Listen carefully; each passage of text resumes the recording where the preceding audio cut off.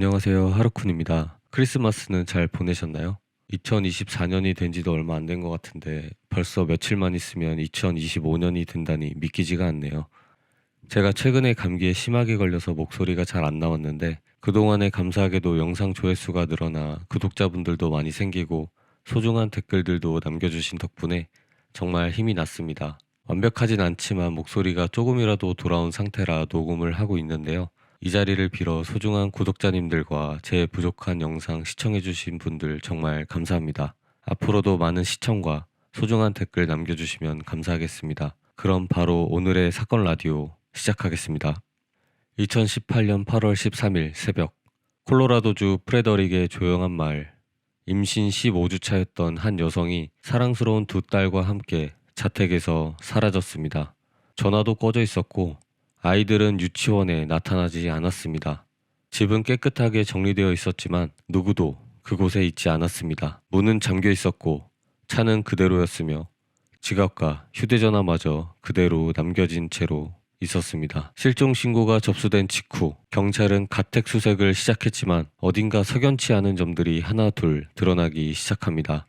가까운 사람들은 사랑이 넘치던 그 가정이 흔적도 없이 사라진 이유를 도무지 이해할 수 없다고 말합니다.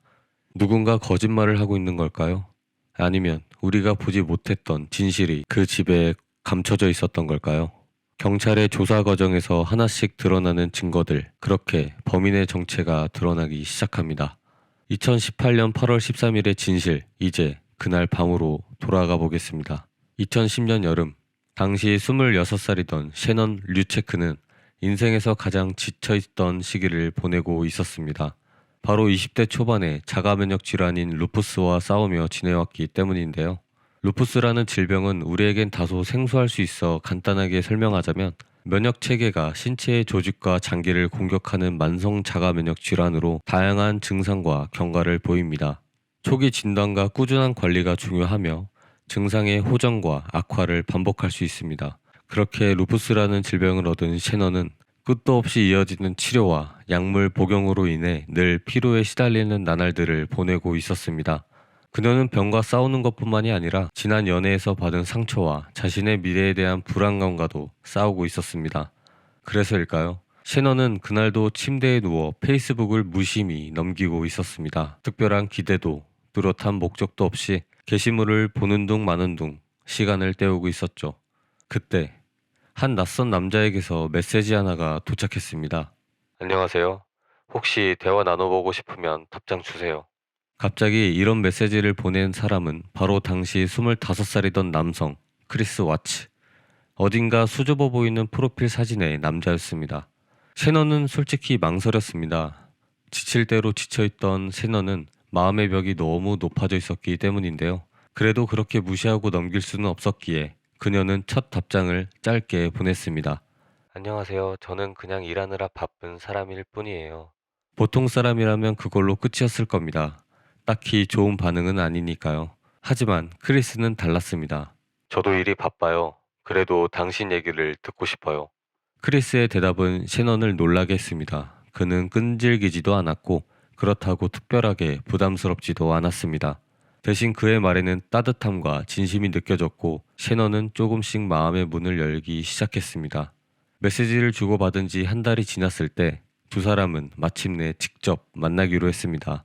크리스는 셰넌이 좋아할 만한 작은 꽃다발을 준비해 왔습니다. 만나기 전 잘 보이기 위해 자신의 차를 거의 새 차처럼 반짝반짝 광이 나게 닦았고 그녀를 만나기 직전까지도 손에 땀이 날 정도로 긴장하고 있었죠.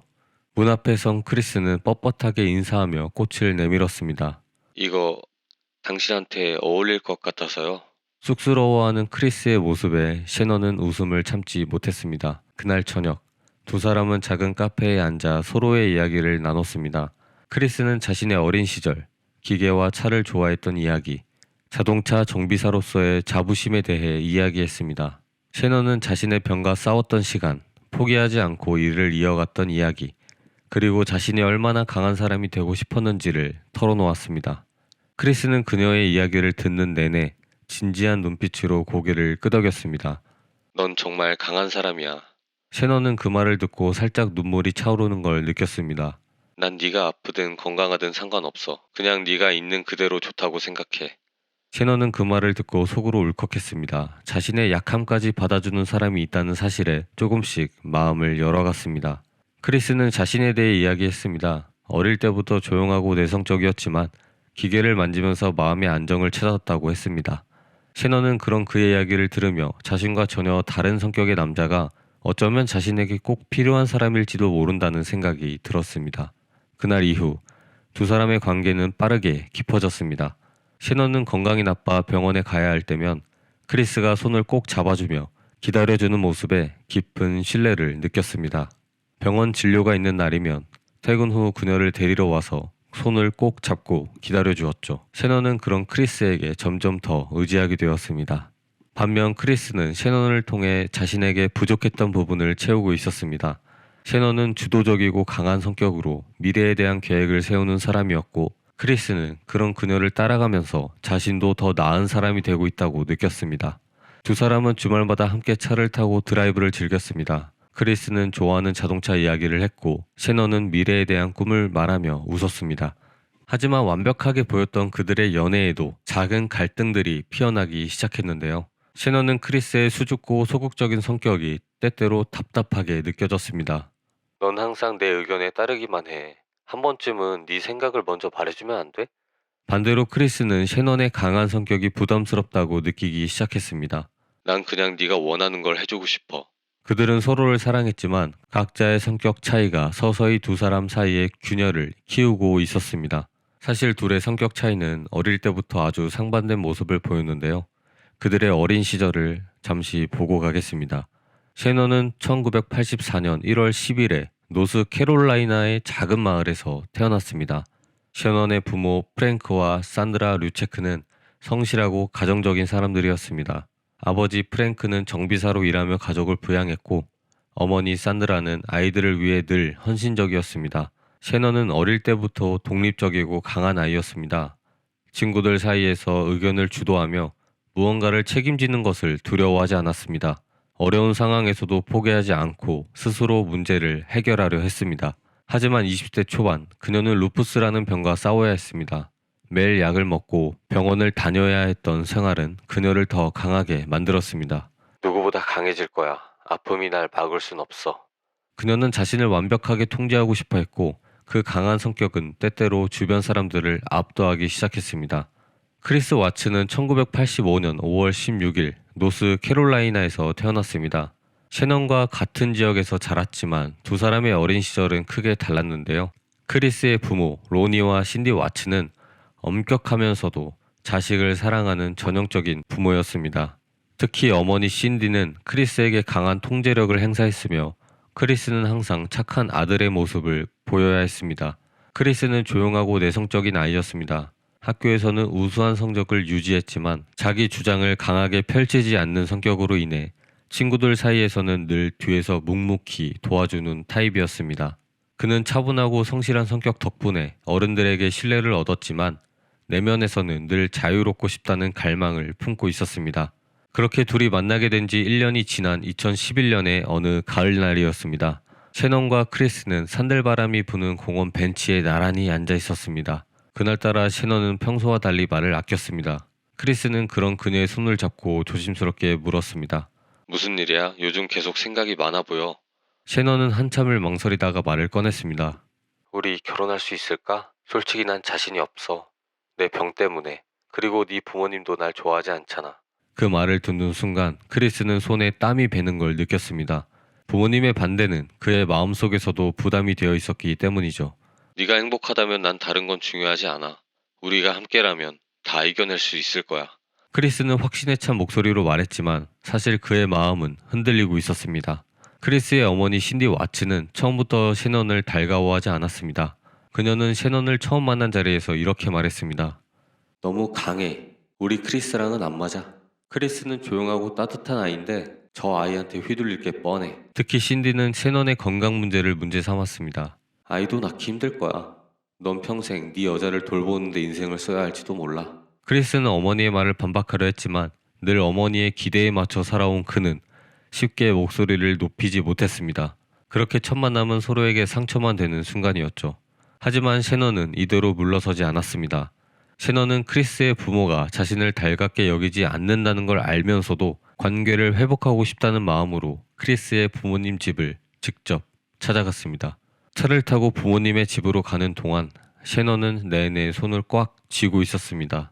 긴장한 모습이 역력했지만 그녀는 크리스에게 이렇게 말했습니다. 난 절대 도망치지 않아. 날 싫어한다면 이유를 듣고 해결할 거야. 신디는 셰넌을 맞이하면서도 싸늘한 눈빛을 숨기지 않았습니다. 건강은 좀 어때요? 크리스가 걱정을 많이 하던데요. 겉으로는 친절한 질문이었지만 셰넌은 그 말에 담긴 날카로운 의미를 읽었습니다. 저는 건강을 관리하고 있어요. 그리고 크리스가 저를 믿어주는 것처럼 저도 크리스를 믿어요. 셰넌은 강한 태도로 자신을 방어했지만 대화 내내 신디의 눈빛은 냉랭했습니다. 집을 나설 때 크리스는 어머니와 포옹했지만 그는 돌아서는 순간 숨을 깊게 내쉬었습니다. 잘 될 거라고 셰넌은 그렇게 속으로 생각했지만 그녀의 눈빛에는 불안감이 어른거렸습니다. 크리스는 부모님의 반대에도 불구하고 셰넌과 함께하고 싶다는 마음을 확신하게 되었습니다. 그들은 함께 미래를 계획하기 시작했고 새 집을 알아보며 미래의 아이들을 몇 명 낳고 어떻게 키울지 행복한 상상을 하며 이야기 나눴습니다. 어느 날 셰넌은 크리스에게 말했습니다. 우린 함께라면 뭐든 해낼 수 있을 거야. 난 우리가 행복할 자격이 있다고 믿어.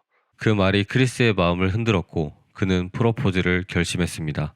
2011년 겨울 크리스는 셰넌을 가장 좋아하는 장소로 데려갔습니다. 작은 공원 한 구석에서 눈발이 살짝 흩날리던 날 크리스는 무릎을 꿇었습니다.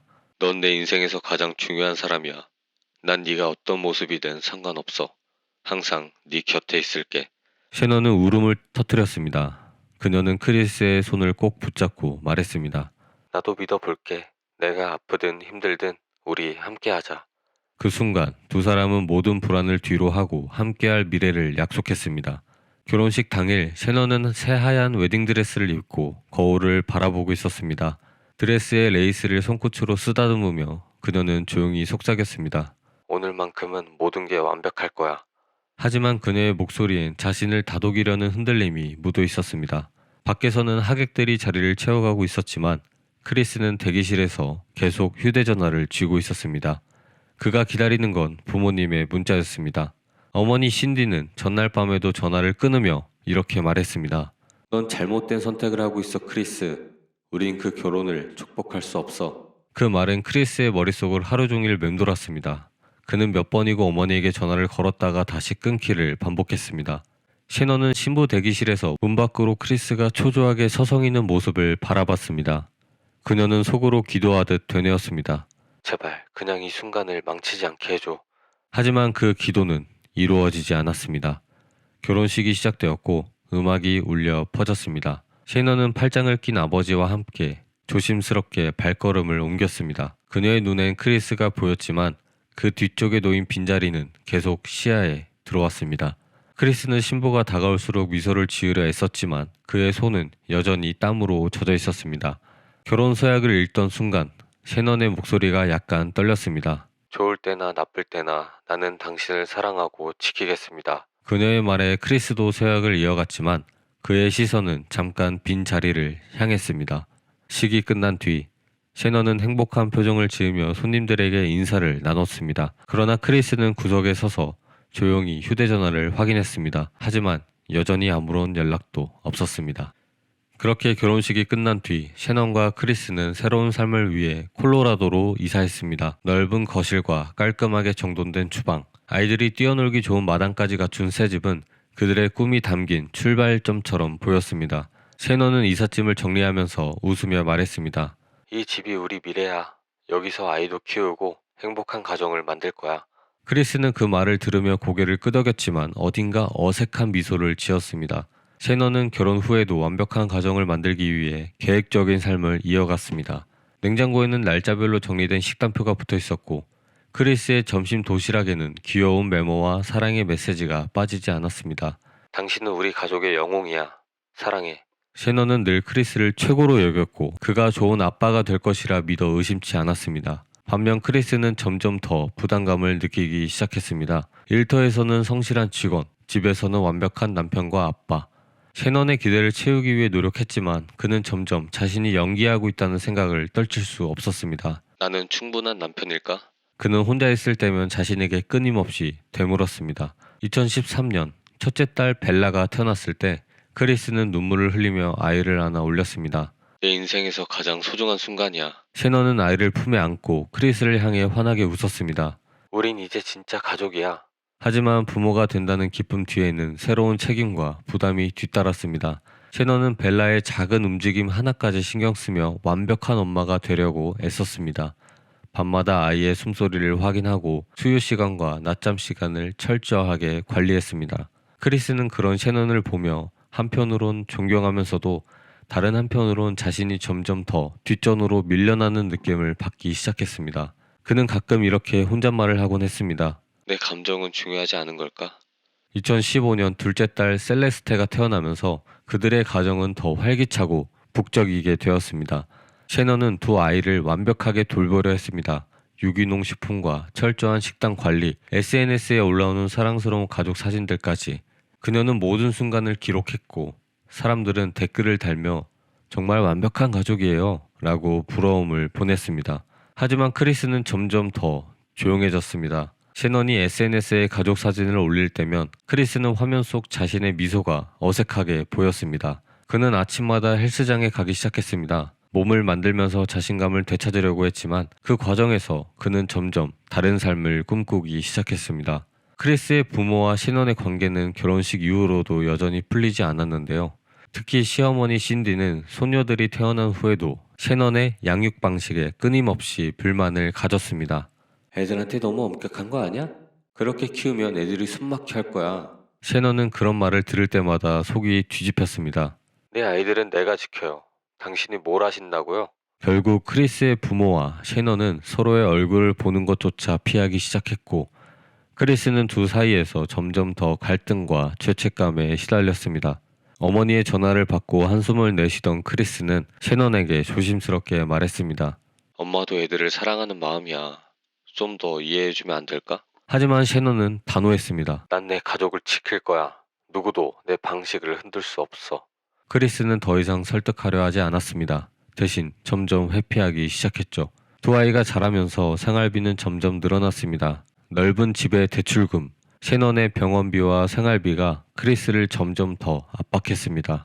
크리스는 졸업 후 몇 년 동안 자동차 수리 및 유지 관리와 관련된 여러 직장을 전전했습니다. 그러다 콜로라도주로 이사한 뒤 에너지 산업에 진출하게 됩니다. 그는 에너다코 석유회사에 취직했습니다. 그의 직함은 현장 운영 기술자이며 주요 업무는 석유 및 천연가스 시추 현장 관리, 장비 점검 및 유지 보수, 파이프라인 및 석유 저장 탱크 관리였습니다. 크리스는 이 직장에서 성실하고 꼼꼼한 직원으로 평가받았습니다. 그는 주로 현장을 돌며 기계와 장비를 점검하고 유지보수하는 역할을 맡았으며 동료들과 관계도 원만한 편이었습니다. 이 당시 크리스의 연봉은 6만 1,500달러로 2015년 평균 환율인 1,132원으로 계산을 해보면 대략 7천만 원이 좀 안 되는 금액입니다. 크리스의 연봉은 평균 이상이었지만 무리한 집 대출과 생활비를 고려하면 턱없이 부족한 금액이었습니다. 그렇게 2015년 그들은 결국 파산을 신청해야 했습니다. 그 순간 크리스는 이렇게 생각했습니다. 우린 너무 빠르게 완벽을 꿈꾼 게 아닐까? 셰넌은 괜찮아, 다시 시작하면 돼 라며 크리스를 다독였지만 그의 마음은 이미 그 말을 믿지 않기 시작했습니다. 겉으로는 여전히 행복한 가족처럼 보였지만 셰넌과 크리스 사이의 감정적 거리는 점점 더 벌어지고 있었습니다. 파산 신청을 마친 그날 밤, 셰넌은 컴퓨터 앞에 앉아 SNS를 켜고 스크롤을 내리기 시작했습니다. 피드에는 자신처럼 힘든 시간을 이겨내고 새로운 삶을 찾았다는 사람들이 성공 스토리를 올려놓고 있었습니다. 특히 눈에 띈 한 게시물은 밝은 미소를 지닌 여성이 작은 패치를 팔에 붙이고 이것 덕분에 삶이 바뀌었다 라고 적은 글이었습니다. 셰넌은 호기심에 그 글을 클릭했습니다. 그것은 바로 레벨이라는 건강 보조식품 회사였습니다. 셰넌은 회사 제품인 스라이브를 알게 되었습니다. 에너지 패치, 비타민 보충제, 다이어트 프로그램 등 건강과 활력을 강조한 제품들이었습니다. 루푸스 진단을 받았던 그녀는 늘 피곤하고 에너지가 부족했습니다. 하지만 동시에 가정을 책임져야 한다는 강박감에 쉬지 않고 움직여야 했습니다. 그녀는 직접 제품을 구매해 한 달 동안 사용해 보기로 했습니다. 그리고 예상치 못한 변화를 느꼈는데요. 몸이 훨씬 가벼워진 느낌을 받으며 예전처럼 쉽게 지치지 않는 효과를 받게 된 것이었죠. 셰넌은 이 기회를 놓칠 수 없다고 생각했습니다. 그녀는 곧바로 레벨의 독립 판매원으로 등록했고, 그렇게 셰넌은 SNS에 자신의 변화 과정을 올리기 시작했습니다. 그녀는 밝은 미소로 아이들과 함께하는 행복한 일상을 보여주며 성공한 엄마의 이미지를 만들었습니다. 건강한 식단을 준비하는 모습, 크리스와 아이들이 함께 웃는 가족 사진, 스라이브 패치를 붙이고 운동하는 셀카, SNS에는 긍정적이고 희망적인 메시지들로 가득 찼습니다. 셰넌의 솔직하고 활기찬 모습은 사람들의 관심을 끌었고, 팔로워들은 그녀의 제품을 구매하기 시작했습니다. 몇 개월 만에 셰넌은 상위 판매자로 승진했습니다. 그녀는 회사에서 제공하는 인센티브로 새 차를 받았고, 출장과 네트워크 행사를 통해 더 많은 사람들을 만나기 시작했습니다.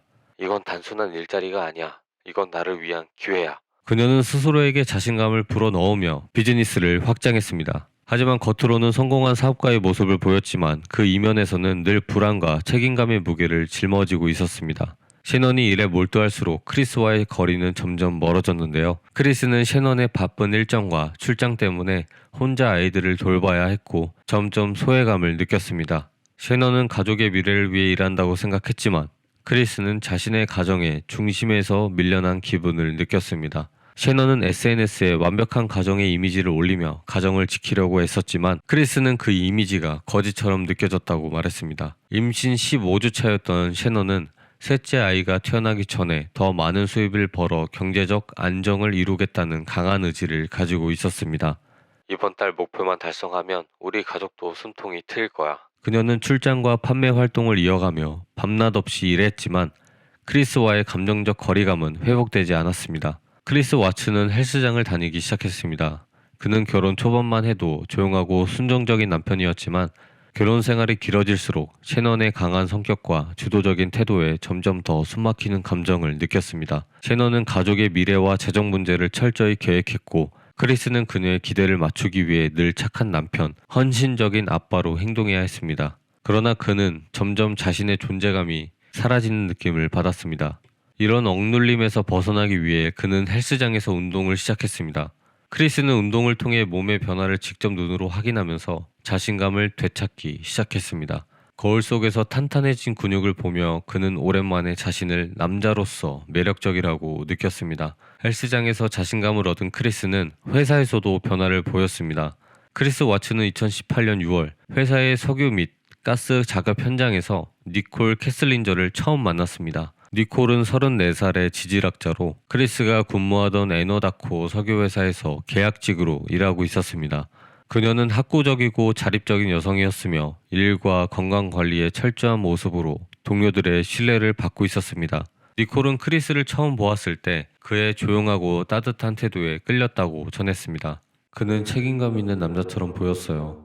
결혼한 사람이지만 결혼 생활이 힘들어 보였죠. 니콜은 크리스가 이혼 절차를 진행 중이라고 들었다며 그가 싱글이 될 준비가 되어 있는 남자라고 믿었다고 주장했습니다. 처음에는 일과 관련된 대화만 나누던 두 사람은 점점 더 개인적인 이야기를 주고받기 시작했습니다. 크리스는 셰넌과의 갈등과 결혼 생활의 어려움에 대해 털어놓았습니다. 우린 자주 다퉈요. 셰넌은 날 통제하려고 하고 난 점점 숨이 막혀요. 니콜은 크리스의 말에 공감하며 그에게 자유를 줄 수 있는 사람처럼 행동했습니다. 이 대화들은 빠르게 감정적인 친밀감으로 이어졌습니다. 7월 초, 니콜은 크리스에게 점심을 함께하자고 제안했습니다. 그날 이후 두 사람은 점심 데이트를 자주 가지며 더 가까워졌습니다. 크리스는 집에서 셰넌과 아이들이 잠든 밤이면 니콜에게 메시지를 보냈습니다. 널 만나고 나서야 내가 진짜 살아있다는 걸 느껴. 네 곁에 있으면 숨통이 트여. 니콜도 적극적으로 크리스에게 애정을 표현했습니다. 넌 정말 매력적인 남자야. 우린 서로에게 완벽해. 7월 14일 두 사람은 첫 번째 밤을 함께 보냈습니다. 니콜의 아파트에서 시간을 보낸 후 크리스는 니콜의 집을 자신의 안식처처럼 여기기 시작했습니다.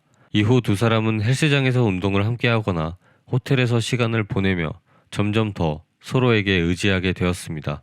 셰넌이 출장으로 집을 비운 8월 초 크리스와 니콜의 관계는 더 대담해졌습니다. 니콜은 크리스의 휴대전화에 사진과 동영상을 보내며 애정을 과시했고 크리스는 니콜과 함께 여행 계획을 세우기까지 했습니다. 셰넌이 없는 주말, 두 사람은 고급 레스토랑에서 저녁을 먹고 호텔에서 하룻밤을 보냈습니다. 니콜은 크리스에게 셰넌과 빨리 정리해야 해. 우리 미래를 위해서 라고 재촉했습니다. 크리스는 그 말을 들을 때마다 점점 더 가정에서 벗어나고 싶다는 충동을 느꼈습니다.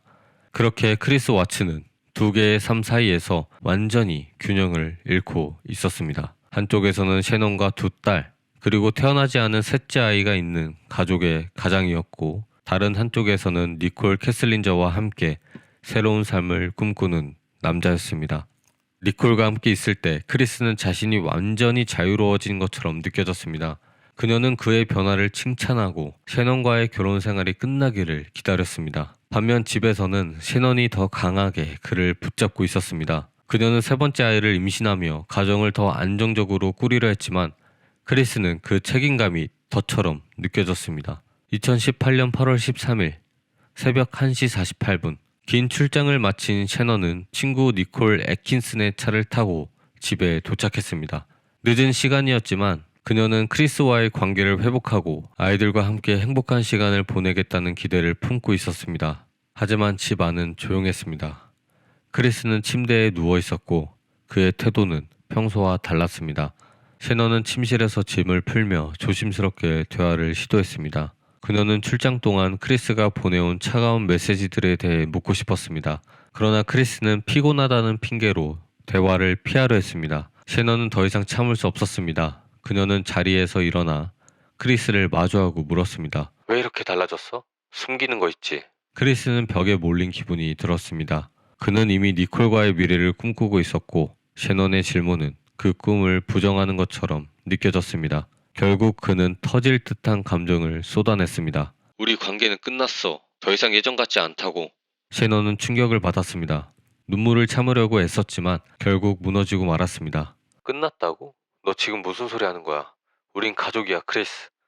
그녀는 임신한 몸으로 크리스를 붙잡고 어떻게든 설득하려고 했습니다. 아이들도 있고 우리 셋째가 태어나려 하는데 이게 무슨 말이야? 크리스는 그녀의 눈물을 보면서도 뒤로 물러설 수 없었습니다. 더 이상 이렇게 살 수 없다며 숨이 막힌다고 크리스는 소리쳤고 그 말을 들은 셰넌은 소리쳤습니다. 숨이 막혀? 난 너한테 정보를 줬어. 그런데 넌 우리를 버리겠다고? 감정은 걷잡을 수 없이 폭발했고 셰넌은 침실을 나가버렸습니다. 크리스는 침대에 주저앉아 혼란스러운 마음으로 얼굴을 감싸 쥐었습니다. 그는 이미 너무 멀리 와버렸다는 것을 깨닫고 있었죠. 그날 아침 오전 8시 15분 셰넌 와츠는 임신 15주 차로 그날 아침에 산부인과 검진 예약이 있었습니다. 하지만 셰넌은 병원에 나타나지 않았고 친구 니콜 애킨스는 셰넌이 평소 시간 약속을 철저히 지키는 성격임을 알기에 불안감을 느끼기 시작했습니다. 니콜은 셰넌에게 수차례 전화를 걸었지만 셰넌은 전화를 받지 않았습니다. 셰넌이 전화를 안 받을 리가 없는데. 니콜은 걱정이 커졌습니다. 오전 9시경 니콜은 셰넌의 집을 찾아갔습니다. 현관 앞에 도착한 그녀는 셰넌의 차가 차고에 주차되어 있는 것을 발견했습니다. 그녀는 초인종을 누르고 문을 두드렸습니다. 셰넌, 안에 있어? 아무런 대답도 들리지 않았습니다. 문이 잠겨 있었고 집안에서는 인기척이 느껴지지 않았습니다.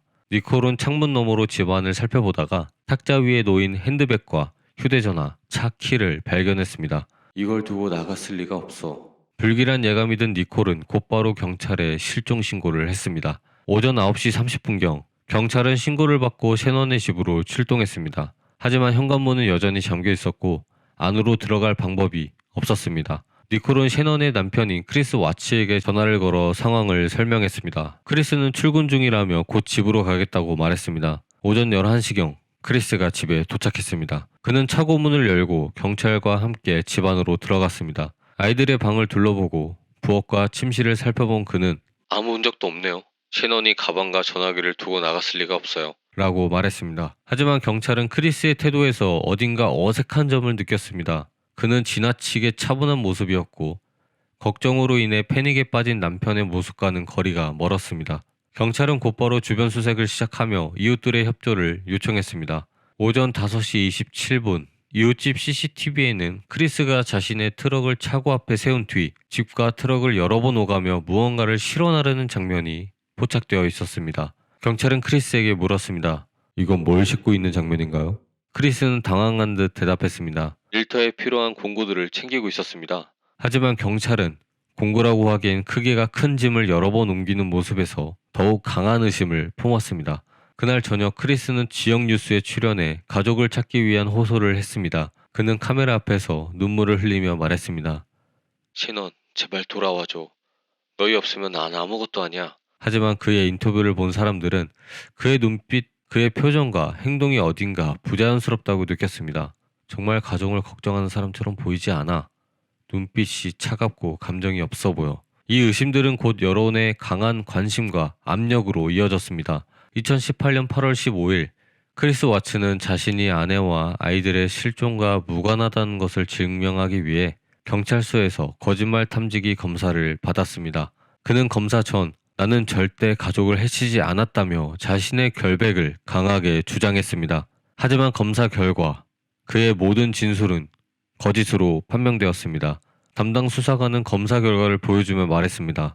크리스, 네 진술은 거짓이야. 이제 사실을 말해줄 때야. 크리스는 땀을 흘리며 눈을 피했지만 여전히 가족이 집을 나갔을 뿐이라며 부인했습니다. 수사관들은 그를 심리적으로 압박하기 시작했습니다. 네가 사랑했던 가족이 사라졌어. 정말 아무것도 모른다는 거야? 이건 계획된 일이었어? 아니면 순간적인 실수였어? 크리스는 점차 흔들리기 시작했고 마침내 입을 열었습니다. 셰넌과 싸웠어요. 그녀가 나를 몰아세웠고 난 더 이상 참을 수 없었어요. 그는 셰넌을 목 졸라 살해했다고 자백했습니다. 그러나 아이들에 대한 질문에는 계속해서 모른다며 부인했습니다. 수사관들은 아이들이 셰넌의 죽음을 목격했을 가능성은 없나요? 라고 질문했습니다. 크리스는 잠시 머뭇거리다가 충격적인 주장을 내놓았습니다. 셰넌이 아이들을 죽였어요. 난 그걸 보고 너무 화가 나서 셰넌을 죽였어요. 그러나 경찰은 이 진술이 거짓임을 확신했습니다. 그럼 아이들의 시신은 어디 있지?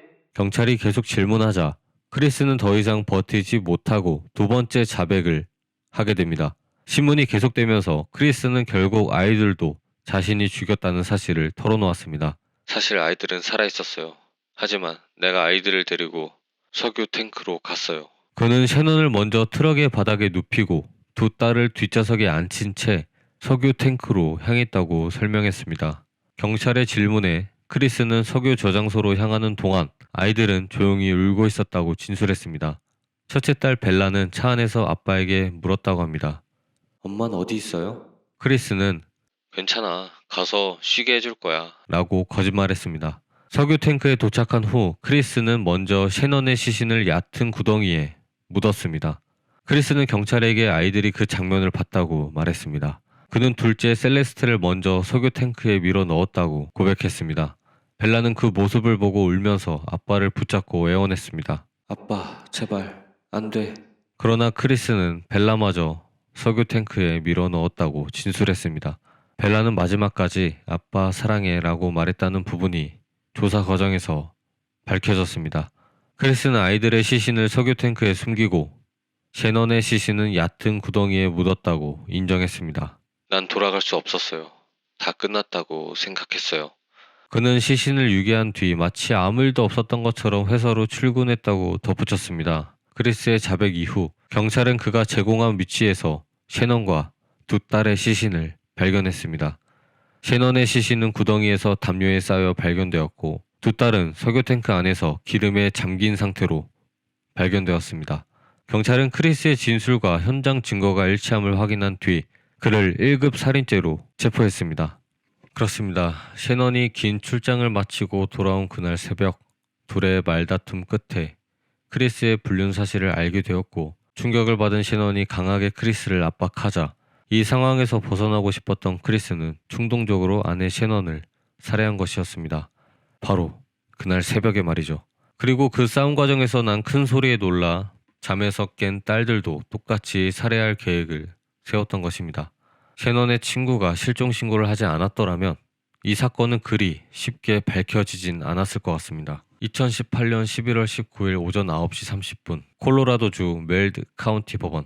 크리스 와츠는 오렌지색 수의를 입은 채 수갑에 손이 묶여 법정의 모습을 드러냈습니다. 법정 안은 이미 사람들로 가득 차 있었고 피해자 가족, 언론, 방청객의 시선이 그에게 집중되어 있었습니다. 크리스는 무표정한 얼굴로 고개를 숙인 채 조용히 걸어 들어왔습니다. 뒤쪽에는 셰넌의 부모 프랭크와 산드라 루색이 앉아 있었고 손에는 셰넌과 두 딸의 사진을 꼭 쥐고 있었습니다. 그들은 눈에 눈물을 글썽이며 자신들의 딸과 손녀들을 죽인 남자를 차마 똑바로 쳐다보지 못했습니다. 법정 안은 숨소리마저 들릴 정도로 침묵 속에 긴장감으로 가득 차 있었습니다. 검찰 측 변호사가 자리에서 일어나 단호한 목소리로 입을 열었습니다. 존경하는 재판장님, 오늘 이 자리에 선 피고인은 자신의 가족을 잔인하게 살해한 사람입니다. 사랑을 약속했던 아내와 자신을 아빠라 부르던 두 어린 딸을 무참히 죽이고 그들의 시신을 유기했습니다. 검찰은 법정에 범죄 현장 사진을 제출했습니다. 셰넌이 묻혀있던 얕은 구덩이, 석유 탱크 안에서 발견된 두 딸의 유기된 시신, 트럭의 짐칸에 실린 시신을 옮기는 CCTV 영상, 스크린에 CCTV 영상이 재생되자 법정 안에서는 숨죽인 탄식이 흘러나왔습니다. 검찰은 이어 크리스의 범행 동기를 설명했습니다. 그는 새로운 삶을 원했습니다. 그리고 그 삶에 아내와 아이들은 방해가 되었습니다. 방청석에서는 셰넌의 어머니가 눈물을 흘리며 고개를 떨궜습니다. 검찰은 증거 하나하나를 차례로 공개했습니다. 크리스는 탐지기 검사를 자청했지만 검사 결과는 100% 거짓 반응으로 나타났습니다. 크리스와 니콜 캐슬린저의 수천 건의 메시지, 니콜과의 미래 계획과 데이트 비용에 대한 지출, 사건 며칠 전 니콜과 함께한 호텔 영수증 차례로 증거로 내놓았고 첫째 딸 벨라가 석유 탱크에 넣어지기 직전 눈물을 흘리며 아빠 사랑해 라고 말한 것이 크리스의 자백 내용에 포함되어 있다는 점이 공개되었습니다. 벨라와 셀레스테는 아빠를 믿고 따라갔습니다. 하지만 그 신뢰는 잔인하게 배신당했습니다. 증거가 하나씩 공개될 때마다 방청석에서는 눈물과 분노가 터져 나왔습니다. 셰넌의 아버지 프랭크 루색이 증언대에 섰습니다. 셰넌은 밝고 사랑스러운 딸이었습니다. 벨라와 셀레스테는 우리의 천사였어요. 그들이 무슨 잘못을 했습니까? 그는 목소리를 떨며 딸과 손녀들의 이름을 부르다가 결국 참았던 눈물을 쏟아냈습니다. 셰넌의 어머니 산드라 루색도 눈물을 닦으며 진술했습니다. 셰넌은 그를 믿었어요. 아이들도 그를 믿었습니다. 하지만 그는 그 믿음을 무참히 짓밟았어요. 검찰 측은 사형 구형을 고려하고 있었습니다. 존경하는 재판장님, 이 사건은 끔찍한 가족살인 사건입니다. 범인은 자신의 아내와 두 어린 딸, 그리고 뱃속의 태아까지 살해했습니다. 이 범행에 대한 정의를 실현하기 위해 최고 형량인 사형을 고려해야 합니다. 그러나 크리스의 변호인 측은 사형을 피하기 위한 전략을 준비했습니다. 피고인은 깊은 심리적 압박과 혼란 속에서 이성을 잃고 충동적으로 범행을 저질렀습니다. 계획적인 범죄가 아니라 우발적인 행동이었습니다. 사형 대신 가석방 없는 종신형을 선고해 그가 평생 자신의 죄를 되돌아보며 속죄할 수 있도록 해야 합니다. 변호인은 검찰 측의 강력한 사형 요구에 맞서 형량 협상을 제안했습니다. 크리스가 범행을 인정하면 사형 구형을 포기하고 종신형을 내리는 것이었죠. 검찰과 변호인의 공방이 이어지는 가운데 셰넌의 부모님이 증언대에 섰습니다. 셰넌의 아버지는 사형을 원하지 않습니다. 우리는 그가 남은 생을 감옥에서 보내며 자신의 죄를 되돌아보기를 바랍니다. 그는 눈물을 흘리며 덧붙였습니다. 우리는 더 이상 고통을 겪고 싶지 않습니다.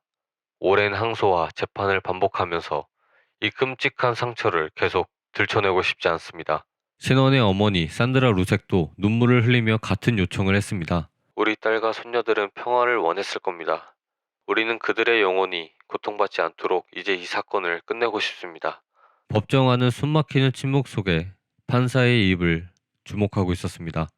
판사는 크리스 와츠를 바라보며 천천히 판결문을 읽기 시작했습니다. 크리스토퍼 리와츠, 당신은 아내 셰넌 와츠와 두 딸 벨라와 셀레스테 그리고 태어나지 못한 아이 니코의 생명을 잔인하게 빼앗았습니다. 이 법정은 당신의 행동을 가장 극악무도한 범죄로 규정합니다. 당신은 가정을 지키고 보호해야 할 의무를 지닌 남편이자 아버지였습니다. 그러나 당신은 그 신뢰를 무참히 짓밟았습니다. 사랑과 믿음으로 가득했던 그들의 마지막 순간은 당신에 의해 비참하게 끝났습니다. 법은 이 끔찍한 행위를 절대 용서할 수 없습니다. 판사는 한숨을 내쉬며 잠시 법정을 바라보았습니다. 그리고 마지막 판결을 낭독했습니다. 살인죄에 대한 판결. 첫째, 아내 셰넌 와츠, 딸 벨라 와츠, 그리고 딸 셀레스테 와츠에 대한 1급 살인 혐의에 대해 유죄를 인정합니다. 이에 대해 각각 가석방 없는 종신형 3회를 선고합니다. 태어나지 못한 아이 니코 와츠의 생명을 빼앗은 혐의에 대해 가석방 없는 종신형 1회를 추가로 선고합니다. 피해자들의 시신을 석유 탱크와 얕은 구덩이에 유기하는 행위는 그 잔혹함을 더하는 명백한 범죄입니다. 이에 대해 각각 징역 12년형 3회, 총 36년형을 추가로 선고합니다. 판사는 판결문을 덮고 크리스를 똑바로 바라보며 마지막 말을 덧붙였습니다. 이 법정은 당신이 살아있는 동안 영원히 자유를 되찾을 기회가 없다는 것을 분명히 밝힙니다. 당신은 자신의 죄를 평생 되새기며 철창 속에서 남은 생을 보내게 될 것입니다. 그것이 이 법정이 당신에게 내릴 수 있는 가장 강력한 정의입니다. 판결이 끝나는 순간 방청석 곳곳에서는 조용히 흐느끼는 소리가 들려왔습니다. 신원의 부모는 서로를 부둥켜 안은 채 눈물을 흘렸습니다. 크리스는 고개를 숙인 채 끝까지 어떠한 감정도 드러내지 않았습니다. 크리스 와츠는 가석방 없는 종신형 4회와 추가 징역 36년형을 선고받았습니다. 그는 법정에서 마지막 발언 기회를 얻었지만 평생 속죄하며 살겠다라는 짧은 말로 더 이상의 변명을 하지 않았습니다. 크리스 와츠가 가석방 없는 종신형 4회와 추가 징역 36년형을 선고받은 날, 법정을 빠져나온 사람들의 얼굴에는 슬픔과 분노가 가득했습니다. 그러나 법정을 나선 순간부터 이 사건은 더 큰 파장을 불러일으키기 시작했습니다. 판결 소식이 언론을 통해 보도되자 미국 전역은 완벽한 가장의 충격적인 두 얼굴이라는 헤드라인으로 크리스 와츠 사건을 조명하기 시작했습니다. 뉴스와 다큐멘터리가 연일 방송되면서 대중의 반응은 두 갈래로 나뉘었습니다. 대다수 사람들은 크리스를 괴물이라고 불렀습니다. 어떻게 아내와 아이들을 그렇게 잔인하게 죽일 수 있지? 사형이 더 마땅한 처벌이었다. 인터넷과 SNS에는 크리스를 비난하는 글들이 넘쳐났습니다. 사람들은 그가 법정에서조차 눈물 한 방울 흘리지 않은 모습을 떠올리며 그의 냉혹함에 치를 떨었습니다. 그러나 일부 사람들은 그의 행동 뒤에 숨겨진 심리적 압박과 외도에 대한 도피 욕구를 분석하며 사건의 근본 원인을 파고들었습니다. 크리스는 감정적으로 억눌린 사람이었고 결혼 생활과 경제적 압박에 무너졌을 가능성이 있다. 하지만 이런 분석도 결국 범죄를 합리화할 수는 없었습니다. 이 사건은 넷플릭스 다큐멘터리 아메리칸 머더 이웃집 살인사건을 통해 더욱 자세히 공개되며 전 세계적인 주목을 받았습니다. 다큐멘터리는 셰넌의 페이스북 영상과 문자 메시지를 통해 그녀가 얼마나 가정을 사랑했는지 보여주었고 크리스의 완벽한 가장 역할 뒤에 숨겨진 냉혹한 본성을 낱낱이 드러냈습니다. 이후 사람들은 더 큰 충격을 받으며 그가 얼마나 치밀하게 이중적인 삶을 살았는지에 대해 분노를 표출했습니다. 크리스 와츠는 사형을 피하고 교도소로 위송된 이후 위스콘신주 델라반의 더든 교도소에서 종신형을 복역하고 있습니다. 교도소 안에 크리스는 완전히 달라진 모습을 보였다고 하는데요. 교도소에서 그는 종교에 의지하며 자신의 죄를 뉘우치고 있다고 말했습니다. 매일 밤 아이들과 셰넌의 얼굴이 떠오릅니다. 그들을 꿈에서 보며 끝없이 후회하고 있습니다. 그러나 교도소 안에서도 그는 계속해서 주목을 받았습니다. 놀랍게도 일부 여성들은 그에게 연애 편지와 지지 메시지를 보내며 그를 잘못된 사랑의 희생자로 포장하기도 했습니다. 이 같은 현상은 범죄자를 미화하는 일부 사람들의 심리를 그대로 보여주었습니다. 크리스 와츠의 불륜녀 니콜 캐슬린저는 사건 이후 세간의 주목을 피하기 위해 신분을 변경하고 은둔 생활을 시작했습니다. 니콜은 크리스의 범행과 직접 연관이 없다는 결론을 받았지만 사람들은 그녀를 여전히 의심의 눈초리로 바라봤습니다. 언론 보도가 이어지자 니콜은 자신의 SNS 계정을 삭제하고 연락처와 주소를 모두 변경한 것으로 알려졌습니다. 그녀는 지금도 대중의 기억에서 벗어나 새로운 신분으로 살아가고 있는 것으로 전해졌습니다. 셰넌의 부모는 딸과 손녀들의 죽음 이후 끊임없는 슬픔에 시달렸습니다. 그러나 그들은 딸과 손녀들의 이름을 남기기 위해 가정폭력과 여성보호 캠페인을 펼치며 상처를 극복하려는 노력을 이어가고 있습니다. 우리는 셰넌과 아이들이 언제나 사랑받고 기억되기를 바랍니다. 그들의 목소리는 이 사건이 단순한 비극을 넘어서 사회적 경각심을 일깨우는 메시지로 남기를 바라고 있었습니다. 크리스 와츠는 현재 감옥에서 평생을 보낼 운명을 맞이했습니다. 여러 사건들을 조사하다 보면 화도 많이 나고 충격을 먹을 때가 간혹 있는데 이번 사건에서는 딸의 사랑한다는 마지막 말을 듣고서도 행동을 멈추지 않은 부분이 정말 큰 충격이었습니다. 어떻게 인간이라면 그럴 수 있는지, 절망 끝에선 인간이 얼마나 끔찍할 수 있는지를 여실히 보여주는 장면이라고 생각합니다. 최대한 여러분들께 감정이입되게 전하고자 내용이 많이 길어졌는데요. 그래도 끝까지 시청해주신 분들께 너무나 감사드립니다. 혹시 듣고 싶은 주제나 사건들이 있으시다면 댓글로 남겨주시면 적극적으로 참고하겠습니다. 여러분들의 구독과 댓글은 저에게 아주 큰 힘이 됩니다. 많은 댓글 남겨주시면 감사하겠습니다. 남은 2024년도 잘 보내시고 연말 잘 마무리하시기 바랍니다. 감사합니다.